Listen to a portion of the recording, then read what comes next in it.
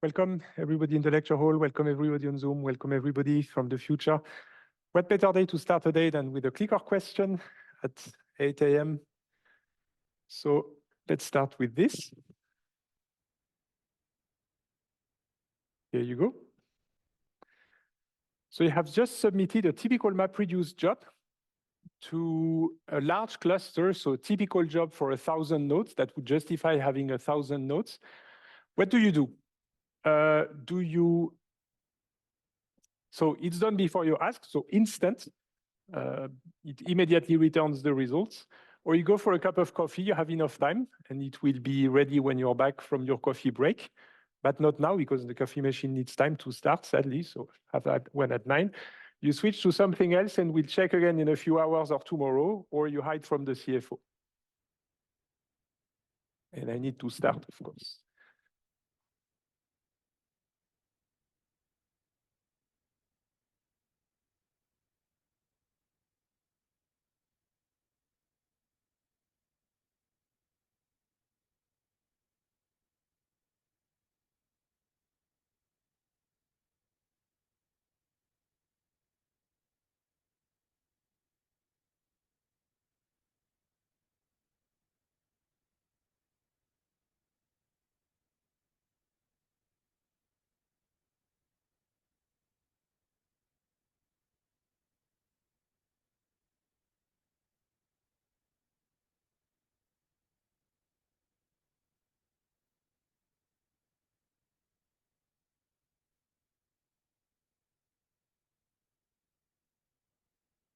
So let's take a first look at your answers.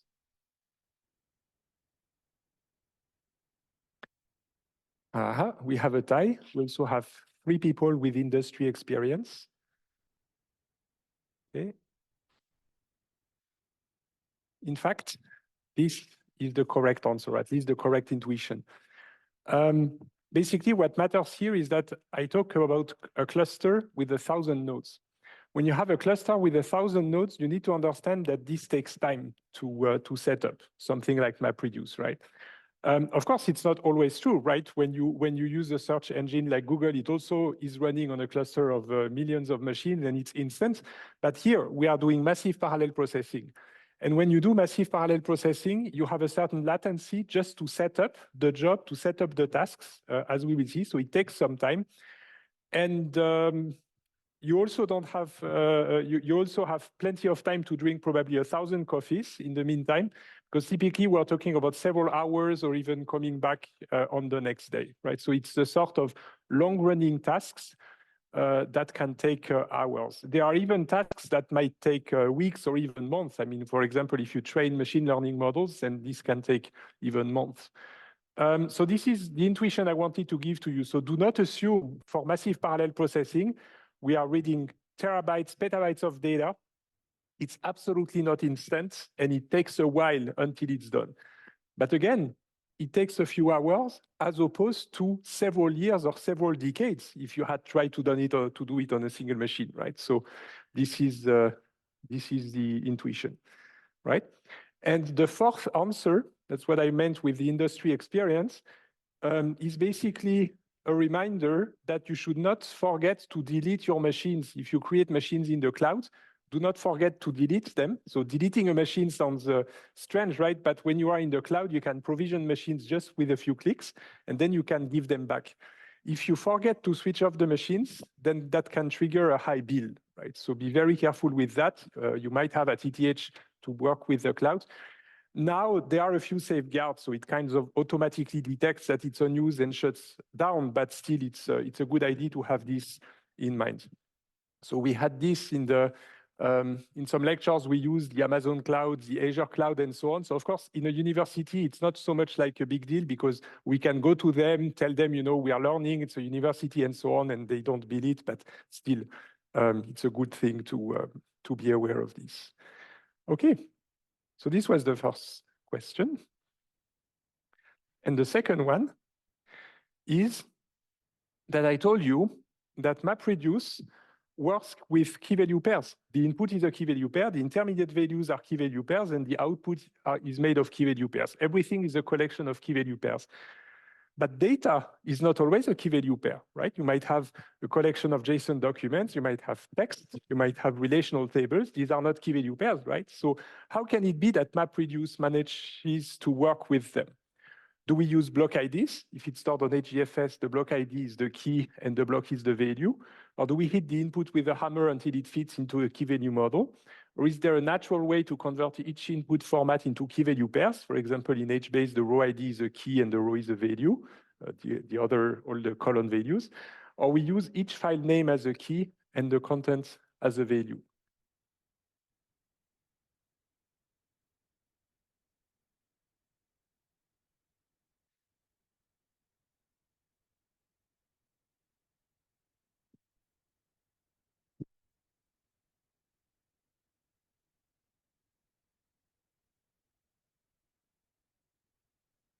We have a majority. And the majority is correct.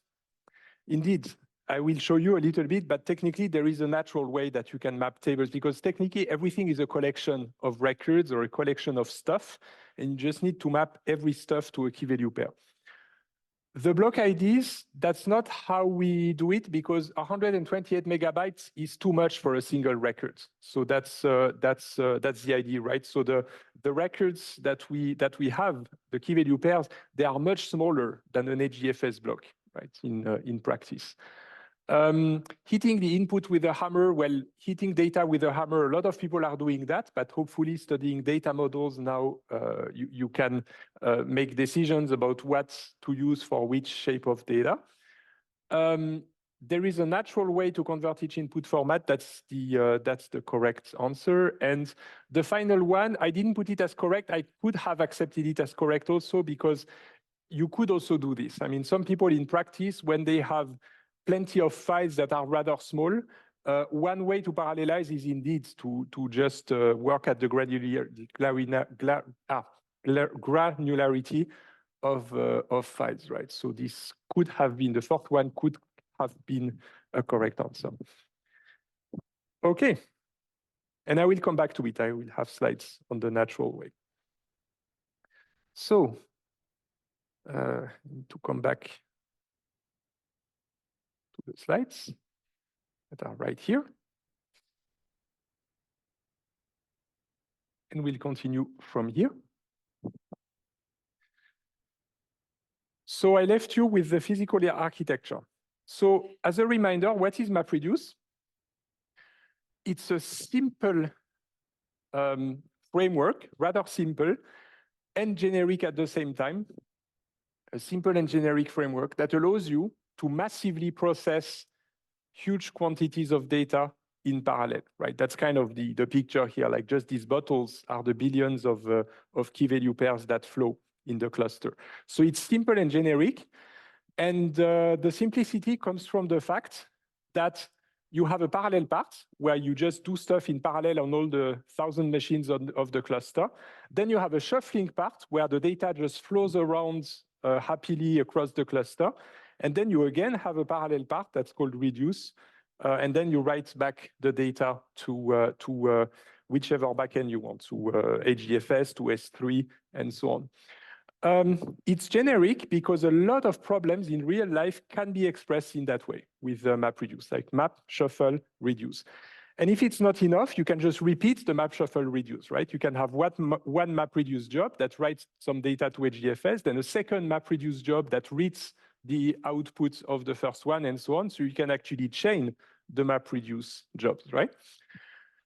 So now it's time that I tell you a little bit about the physical architecture of MapReduce, the way it's implemented, because this idea of map, shuffle, reduce was the logical aspect of it.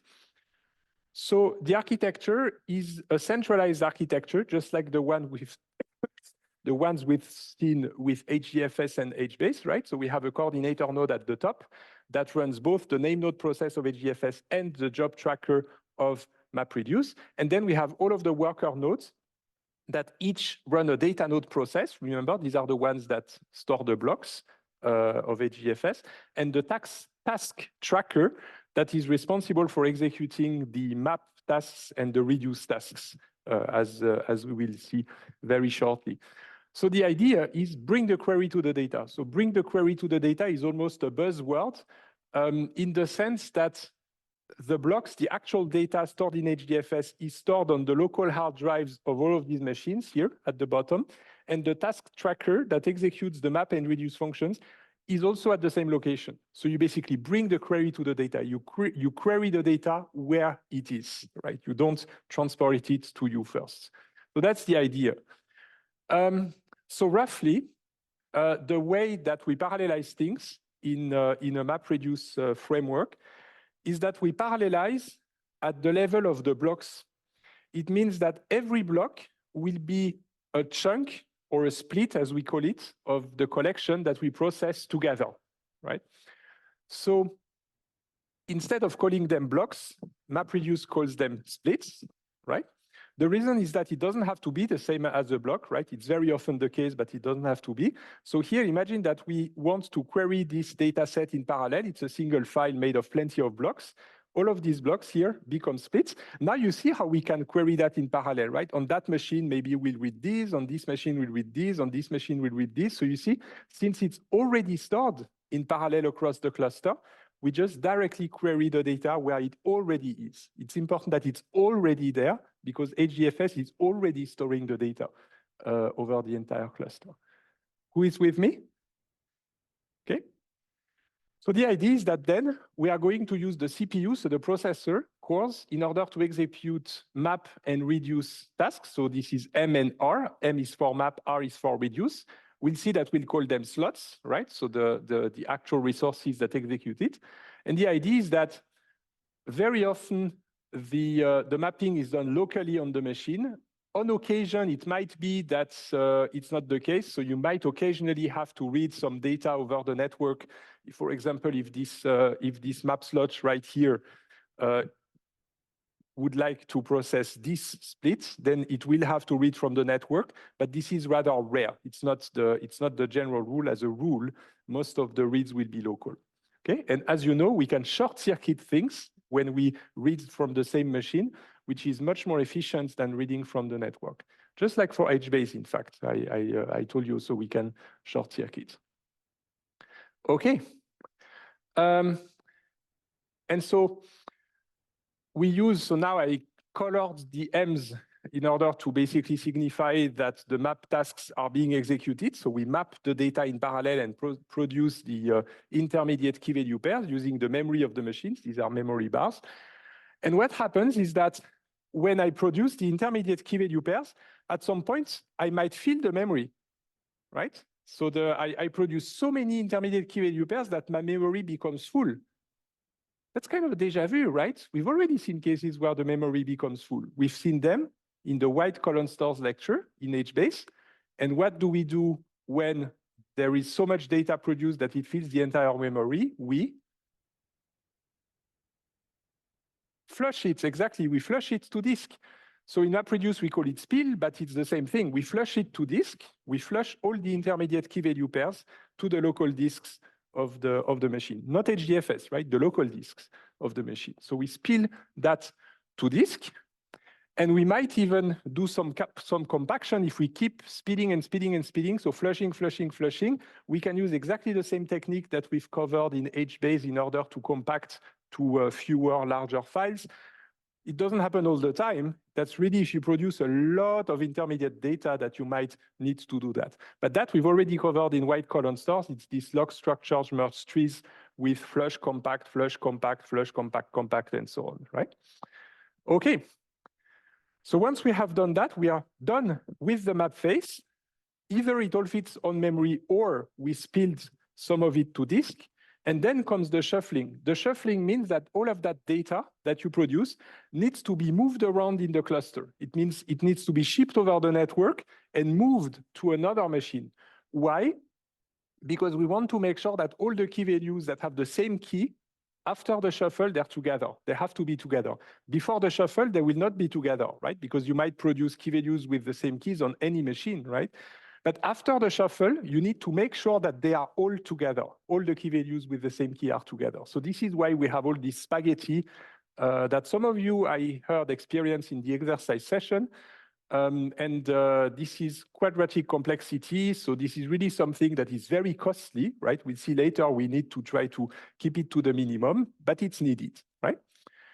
And the idea is that in the shuffling phase, is the reduce site. So whichever reduce slot, it knows what keys it's responsible for. So every reduce slot is going to connect to every machine. And it goes to every machine and asks for all the key values with the pairs that it's responsible of. It's just like one of you was responsible for in the last semester for Pikachu, right? So there was a reducer for Pikachu, and the student responsible for Pikachu had to go to every single student who mapped Pokemons and get all the Pikachus, right? So this is exactly the idea here. It happens over HTTP, right? It's a REST protocol, right? So this is how it goes. And then this is how it's shuffled. So here it's a single reduce slot, just one, but again, in general, it's so many reduce slots that it's more like spaghetti like this. Okay, so that's the shuffling. Once we are done with the shuffling, then the key values are no longer randomly distributed. They are all nicely grouped by key. So you have on the first node a certain number of keys, and we have all the key values with that key, and so on and so on. So now that it's all grouped, we can proceed with the reduce phase. And the reduce phase consists in calling the reduce function for every group of key values with the same key. We call the reduce function and produce typically one output key value pair, can be less, can be more, but that's the idea. And since all the key value pairs with the same key are on the same machine, then this is possible to do it locally and in parallel. Okay, so this is the reduce phase. And at the end of the reduce phase, every reduce slot is going to write outputs back to HDFS or to S3 or to any storage you would like. And the way this is done is that we are going to have separate files. So every time there is a reduce task, it will be output to a different file. So in the end, what you end up with at the end of a MapReduce job is that you have some directory in HDFS, and maybe you'll find thousands of files in there. Each one of these files was produced as the output of a reduce task, right? And you really need to consider that the data set is the entire directory, just not one file. One file alone doesn't make sense. It's the entire directory. That's what we call sharding, right? We have shards, and every file here is a shard. Who is with me? Right? So I hope that now the puzzle is assembling, because right now we are connecting to many aspects of what we've seen before, right? So it's all connected, right? We're making connections all over the place. Okay, so this is one physical view of what a MapReduce job looks like. I'm going to execute more and more of them to make it even clearer. But let's open a parenthesis to come back to the question that I asked you at the beginning. How do we map things to key value pairs? How do we map input data to key value pairs? Well, the good news is that when you actually run a MapReduce job and you program it in Python or you program it in Java, you don't start from scratch. In fact, you have libraries that help you and that make it kind of convenient. So there are a few library classes or functions that allow you to create key value pairs out of tables, can be relational or edge-based, and from files.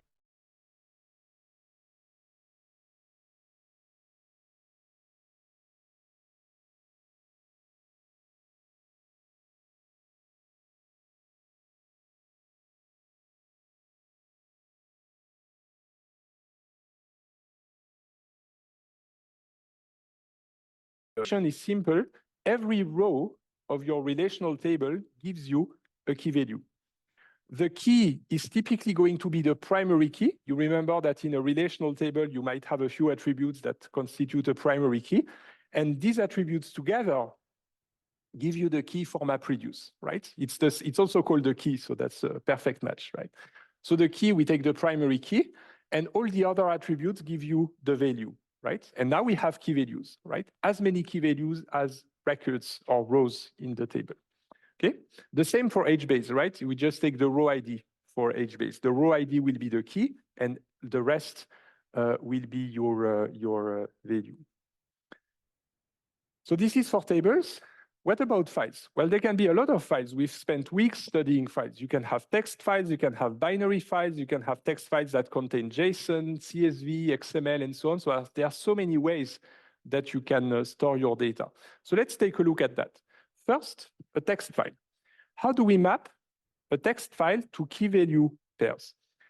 Well, very often when you have text files, you will have new lines. It will be organized in lines. If you download, for example, the complete works of Shakespeare or Sherlock Holmes and so on, typically it's not going to be on a single line. Typically, you're going to have lines that maybe are I don't know, 80 or 100 characters per line. Then you have a new line, a carried return, a new line, and then you start over. Just like the good old times when we had these typing machines, right? And the idea is that we turn every line into a key value pair, right? The value of the key value pair is the text itself, as you can see here. And we need a value, so here it's kind of arbitrary, but typically as the key, sorry, we need a key, so it's arbitrary. And typically we take the offset. What I mean with that is it's the number of, it's the position of the line since the beginning. So the first line is at position 0. So this is why we start with the 0. And here it's 18 because there's 18 characters in here. Then there's 27 in total before this one. Then there's 38 in total before this one. So this is like a position, like an address, right? A zip code within the text file. So this is the key and the value is the text itself, right? And now it's great because now that we have key values, then MapReduce can actually process these in the MapReduce model. Okay, so this is for a text file, but there's other ways. For example, another way to split key values or to find key values in a text file is to have a special character that separates the key and the value, right? So imagine I'm using this black disk here, but it can be anything really. So if I have the convention that the key values are delimited by this black disk, then I have what's on the left is the key, what's on the right is the value, right? And if there's nothing on the right, then the value is just empty. Okay, so this is another way. Now, this special character that separates the key and the value, it doesn't come from nowhere, right? It's basically typically comes for whoever generated the data set. Sometimes they will generate the data set in this way with a special character. It could be a space character, it could be a semicolon, it could be a star, it could really be a lot of characters, right? But this is really something you have to do depending on the data set, and you can choose. You can tell MapReduce, this is my separating character, and then you parse the text as key values in this way, right? So here's an example of how we use MapReduce. Imagine that I have the complete works of Shakespeare, and I would like to count how many times every word appears in there, right? Well, I can do it. First, I interpret the text file as key value pairs, right? As I told you. So now that we have the key value pairs, I can use a mapping function that is going to map it's tokenizing basically the values. It's ignoring the offset. So this we completely ignore, this part. And here I just tokenize, I simplify, I use spaces, right? So let me say I separate in spaces. For every word space separated, I generate a key value with the word here, and then 1 to say this is one occurrence of lorem, this is one occurrence of ipsum, this is one occurrence, and so on and so on. So I generate key values with 1. These are actually the Pokemons, right? Every word is a Pokemon here. It's really the same thing. So I just generate like this for every word, an intermediate key value with the word and 1. So this is my mapping function. Then it's going to be shuffled around, of course, and then we'll make sure that all of the key values for the same word go to the same machine. And once I have them on the same machine, I can call my reduce function and compute the sum or the count in that case, because it's only once, and I find 7. So if I have 7 occurrences of lorem, I'm going to end up with 1 key value pair lorem 7. And this I write back to HDFS, this lorem 7. Okay, who is with me? We've just implemented a count in MapReduce, right? This is how it works. And you see, it's very simple. Another example is filtering lines. How do I take the complete works of Shakespeare and I want to output all of the lines that contain Hamlet, for example. How do I do this? Well, I can, again, I pass my document as key value pairs like this. And in my map function, what I'm going to do now is that I'm going to take each key value pair from the input, and I'm either going to let in or not let it in. If it has the word I'm looking for, Hamlet, then I'm going to output it again, exactly as it is. I'm not even modifying it. And if it doesn't contain the word I'm looking for, then it's not letting it through, right? So it's basically a very simple map function that just outputs a subset of the input key values, right? Do we have physicists? Okay, for any physicist, it's basically a Maxwell demon of information retrieval. Okay, so now that I have my subset, what reduce function do I use? Well, here it's trivial. I just use the identity function. My reduce function will just output exactly the same thing that it receives, right? So the actual filtering happened in the map phase, and the reduce phase is actually completely trivial. In fact, it's so trivial that you can even tell MapReduce that there's not even a reduce phase. There's a way to let it know that it's a pure mapping and no reduce. Then it will not bother shuffling. Okay? So this is a filter. Now, this probably reminds you of the where clause of SQL from where, right? Technically, we've just done a selection. It's just that we do it on text, not on a table. But it probably smells like a selection to you, like the where clause, right? But I'll come back to this because this is not a coincidence. Who sees the link with the selection? Okay, it's pretty much the same thing. All right. Well, since we talked about selection, what about projection? So projection, we actually need columns, right? So let's say I have columns. How could I have columns in text? Well, I can use JSON, right? So imagine my text is JSON, and I have JSON objects here. You see the three columns, right? ID, A, country. It's valid JSON. You could put it in a data frame, so it has columns. Of course, MapReduce doesn't know that. The only thing that MapReduce sees is key value pairs, right? So this is just text that we put in key value pairs. But we know it's actually a table. It's actually tabular data. Okay, so what does it mean to project? We just do it in the map phase. Now, how do I project? Here, I'm basically projecting to ID and country.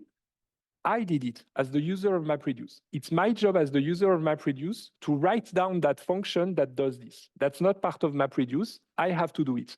So I'm going to write whatever function in Python is going to take that text, parse it as JSON, project to ID and country, serialize it back as text. The word is serialize, remember, I serialize it back as text, and then I again have a key value that has some integer as a key and text as a value.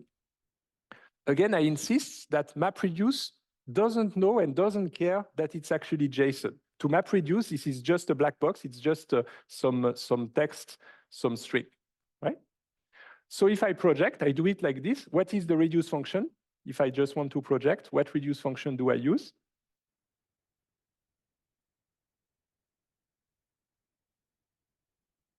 None. It's basically the same ID, right? So my reduce function is trivial. I just keep it the same.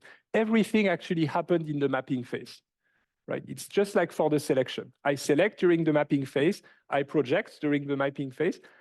Why? Because selecting and projecting can be done in parallel.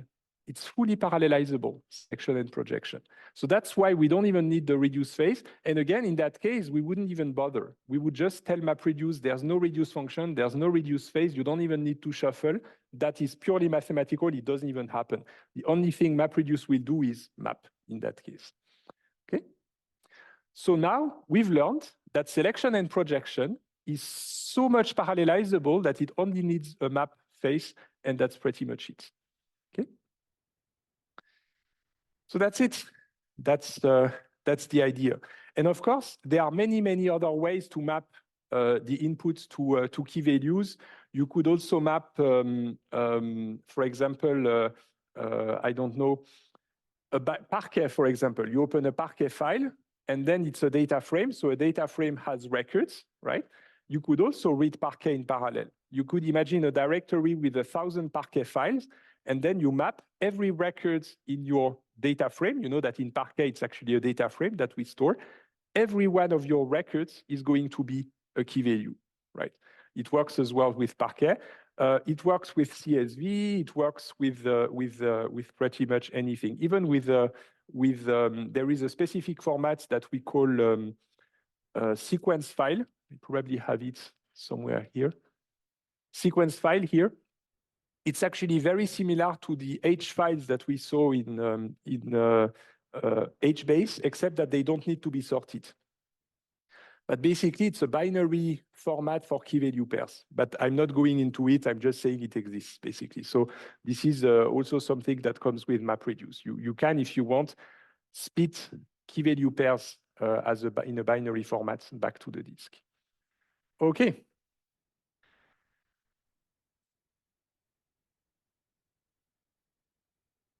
Who is with me?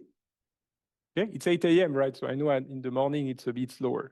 So we've seen how to map any input to key value pairs, if it's text, if it's tables, if it's data frames, Parquet, JSON, CSV, XML, and so on.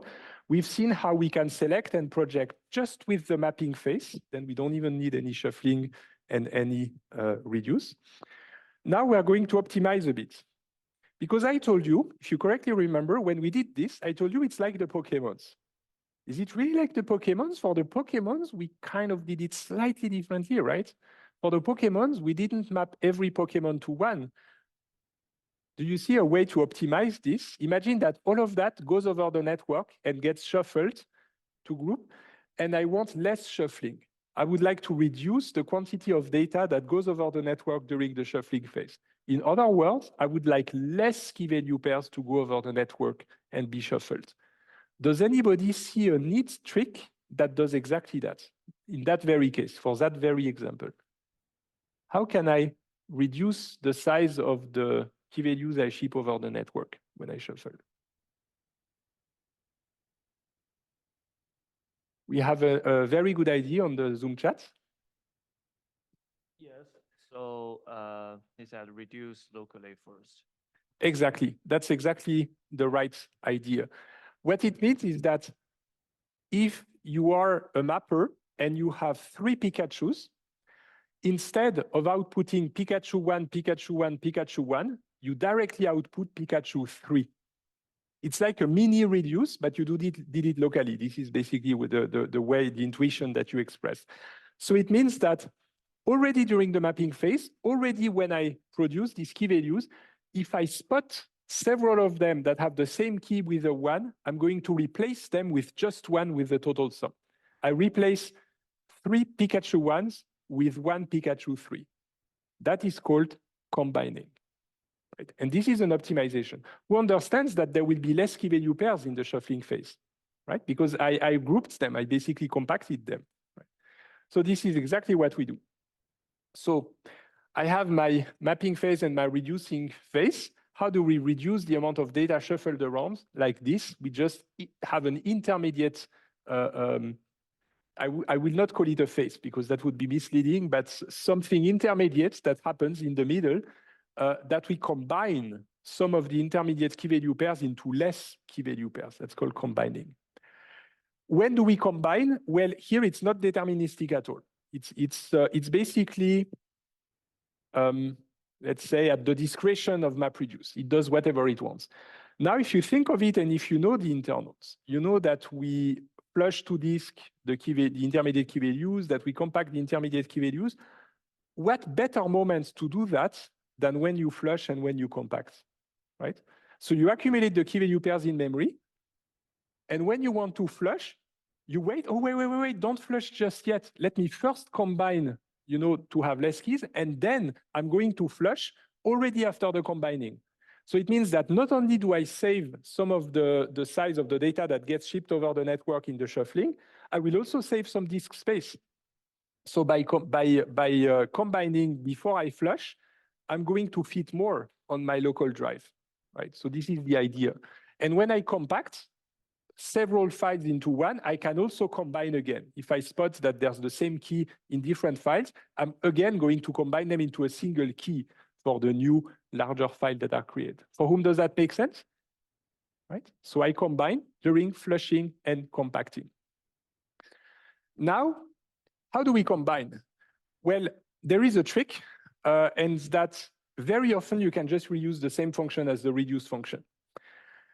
But there are a few assumptions, and it's not very mathematical because formally it would be complicated to express, but basically there's two intuitions. The first thing, so this one is rigorous. It means the key value types must be the same for the intermediate values and for the output values, the intermediate key values, the output key values.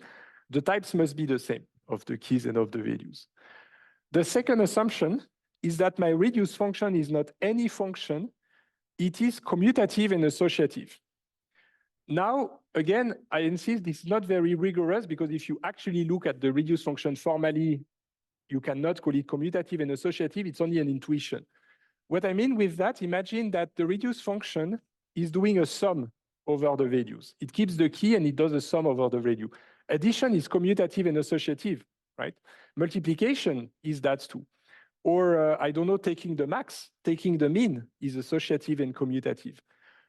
Why do we want it to be associative and commutative? Well, it's the idea of the Pokemons. If you want to sum the Pokemon and your reduce function is about summing the number of occurrences, then since you don't know when you are going to combine, it needs to be such that whatever the moment you do the combining, if you do it, if you don't do it, if you do it 10 times, if you do it 5 times, that should not change the results. It should not change the outputs. In other ways, mathematically, it should be based on a commutative and associative function. So again, like the sum, the mean, the max, these are all commutative and associative, not the average. If your reduce function takes an average and the combine function takes the average, can think about it, that actually does not work because the average is not associative. It's commutative, but it's not associative. Okay? So this is the intuition for the combine function. And then it's easy, you just reuse it, right? Okay. So if you count words, it means that your combine function, it's commutative and associative, we just do a sum. So here I could already do that during the mapping phase. So it means that if I have my intermediate key values, I can combine them already during the mapping phase, and then I will reduce less. But hopefully you see that since it's associative and commutative, then my combine function makes sense, and that doesn't change the results, right? The output will be the same, whether or not I combine. So this is why we call it an optimization. You don't have to combine, you don't have to specify a combine function, but if you do, it makes things faster. However, if you specify a combine function, it's on you to make sure that you pick it wisely, right? Because if you pick a combine function that doesn't make sense, that's going to completely mess up the results of your MapReduce job. So the responsibility is on you to make sure that the combine function makes sense. Okay, so now we have an API. You can use Java, you can use Python, just very rapidly.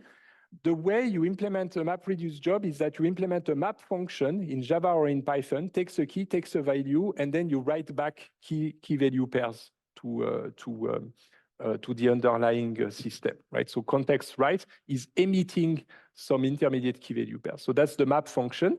And you can put whatever code you want in there. It's up to you. You can program whatever you want in the mapping function. The same goes for the reduce function. You can write whatever you want in the reduce function. You basically take as an input a key and all the values that go with that key. So it's all the key values with the same key. And then you can write 0, 1, or more output key values. Again, you can put whatever code you want in there. And finally, when you set up your job, you basically say, okay, this is my map function, this is my reduce function. So in Java, you would say, this is my mapper class, this is my reducer class. Then you specify your input path, that's where the data is that you want to read. You specify your output path, this is where you want to write the data that you're generating. And then you wait for the job to complete, right? You don't need to understand too much the details of that. This is just for you to see what it looks like, right? So again, map, reduce, you write whatever you want, then you set up the job like this. Okay, and if you want a combiner, you can also specify it. In that case, I'm reusing the reducer as a combiner. Okay, and now that I've said combiner and I shouldn't have said combiner, I'm going to say to explain to you why you should never, ever say mapper, combiner, reducer, and so on, except for the names of the Java classes. That's the only exception. So this is very, very important. If you understand that, you understand MapReduce, basically. So I'm telling you that because if you try to Google your way around to understand what's going on, the internet is full of people who say mapper, reducer, combiner, all over the place. Even the textbooks are full of people who say mapper, reducer, combiner. If you do that, you're confusing everything, because if you say, basically, as I will tell you, map slot, map task, map function, map face, you will have clarity of mind on what's actually going on. Mapper, reducer, combiner is blurry. It's kind of confusing everything together. So in order to take the analogy, before we take our break, imagine this is how it actually works internally, MapReduce, in even more details. Imagine you went on vacation and with a few friends, and now you want to send the postcards to 50 friends. And you know MapReduce, so you say, okay, we're going to use MapReduce to do that as humans. So the idea is that you already purchased your postcards from the shop, and you already put them in piles of 10. So we have the first split, the second split. So every split has 10 postcards.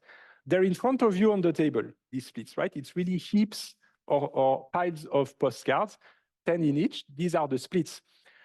Then what is a task? The task is the assignment. So you have to distinguish between the actual 10 postcards that you split and the assignment of writing nice words on the 10 postcards in order to ship them with an address. This is a task, right? The split is the postcards themselves.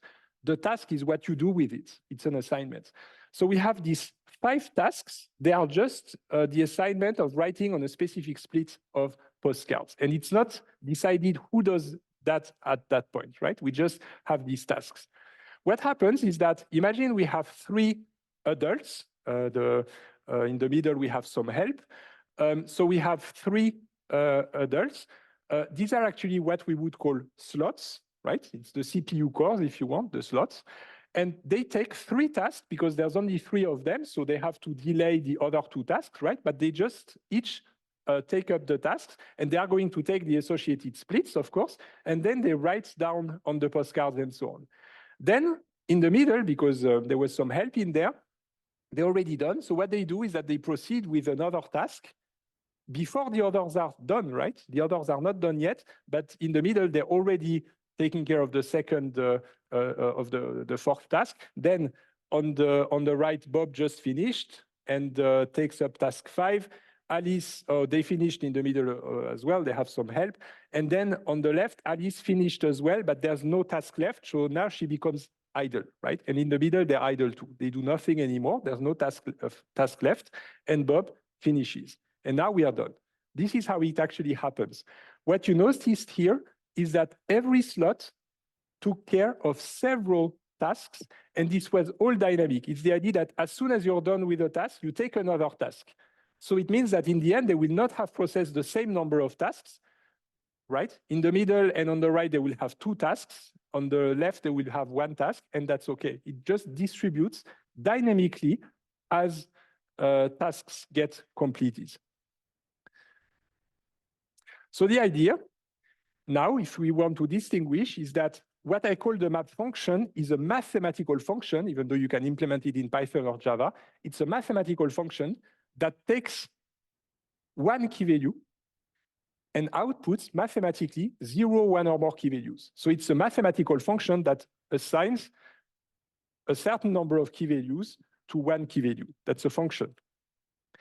The reduce function is also a mathematical function that takes a list of key values with the same key and that outputs 0, 1, or more key values. It's also a mathematical function. The combine function, that's also the same. It takes key values with the same key and outputs 0, typically 1, but you could say 0, 1, or more key values, right? These are functions, right? These are purely mathematical, right? Now, what is a task? A task is the assignment that consists in repeatedly calling the map function on all the key value pairs that you have. So I have a certain number of key value pairs. My task is to use the map function, and I'm going to repeatedly call it on every single key value pair. Sequentially, there's nothing parallel in there. I take my first key value pair, call the map function. Take my second key value pair, call the map function. This is a map task. The reduce task is the same. I process my groups of key value pairs one by one, and I call repeatedly the reduce function on them, and I output them. It's sequential, no parallelism. Combine task, that doesn't exist. There is no such thing. The combine function is only an optimization that is used when we flush and when we compact. There is no such thing as a combine task. Doesn't exist. We can just use it at the end of the map task in order to combine like this. Okay. Now, what is a map slot? Now the map slots, that's the hardware, that's the CPU and the memory. This is a resource in a machine. You have one CPU core, and on that slot, what you can do is take care of map tasks. So you have a task, then you're done. Task 2, then you're done. Task 3, then you're done. It's like the postcard tasks of earlier. What is very important is that on one slot, it's again sequential. There is absolutely no parallelization. It means that in the first task, I sequentially and repeatedly call the map function. Then I take again another task and again another task and again another task repeatedly and sequentially. There is no parallelism. We're talking about one CPU core in there. The same for the reduce slot, all sequentially and repeatedly taking care of tasks. And there is no combined slot. That doesn't exist, right? Only the combined function. And finally, the map phase consists in parallelly executing the task over multiple slots. So if I have 3 CPU cores, I have slot 1, slot 2, slot 3. This is basically the 3 people who were taking care of the postcards earlier, right? And this is in parallel because these are separate slots, it's separate CPU cores, maybe even separate machines, so that we can do in parallel. What's very important is that within a slot, this is all repeated and sequential. Okay, so this is, in fact, how it works. The same goes for the reduce slots on the other side. And there is no such thing as a combined phase, right? A map phase, reduce phase, and that's it. Okay? I think you deserve the break. But hopefully, this here gives you clarity of mind because now you know how it works with functions, tasks, slots, and phase. So I'll see you in 15 minutes at 18 past 9. We'll quickly finish that and then move over to Spark. Thank you.